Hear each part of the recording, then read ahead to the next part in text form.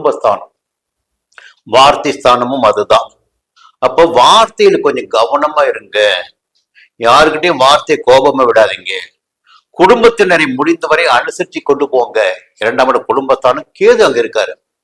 அனுசரிச்சு கொண்டு போ. அப்ப குடும்பம் நிலைக்கும், நட்பு நிலைக்கும், உறவு நிலைக்கும். இதை புரிஞ்சுக்கணும். இன்னொரு பக்கம் பாத்தீங்கன்னா சுக்கிரனுடைய சஞ்சாரம் சாதகமாக இருக்கு. அப்போ எல்லா விதமான தேவைகள் எல்லாம் பூர்த்தியாகிடக்கூடிய நிலை இருக்கு. புதனுடைய சஞ்சாரம் பாத்தீங்கன்னா வாரத்தின் முற்பகுதியில் பாத்தீங்கன்னா உங்களுக்கு யோகமாகவே இருக்கு. கொஞ்சம் வெளியூர் பயணம், அதன் வழியாக பணம் வருவது, புரியுங்களா? உங்களுடைய முயற்சியின் வழியாக பணம் வருவது, தடைப்பட்ட பணம் வருவது, புதிய ஒப்பந்தத்தில் கையெழுத்து போடுவது, இப்படியும் உங்களுக்கு இந்த நேரம் சாதகமாக இருக்கு. அதே நேரத்துல ராகு 8ஆம் இடத்துல, கொஞ்சம் கவனமா இருங்க. மறைமுக செயல்பாடுகளில் எச்சரிக்கையாக இருங்க. ராகு ரொம்ப மோசமானவன். கிரகங்களில் மோசமான கிரகம் ராகு தான்.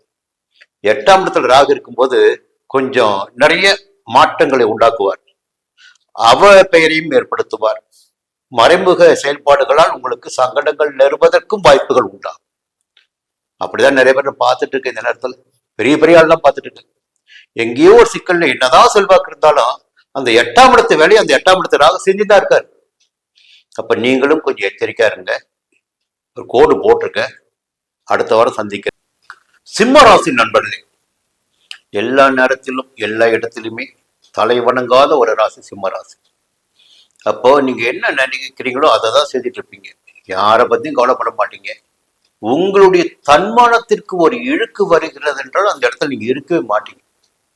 யாருக்கும் தலை வணங்கவும் மாட்டீங்க. சரி, இந்த வாரம் நீங்க எப்படி இருக்கணும்? என்னுடைய அறிவுரையை சொல்லிடுறேன். ஞாயிற்றுக்கிழமை, திங்கட்கிழமை ரொம்ப கவனமா இருங்க. புதிய முயற்சிகள் வேண்டாம். வெளியூர் பயணம் வேண்டாம். இயந்திர பணியில் கொஞ்சம் கவனமா இருங்க. யாரையும் நம்பாதீங்க.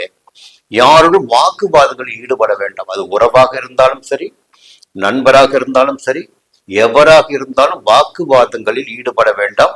ஞாயிற்றுக்கிழமை, திங்கட்கிழமை கொஞ்சம் கவனமா இருந்துக்குங்க. செவ்வாய்க்கிழமை, புதன்கிழமை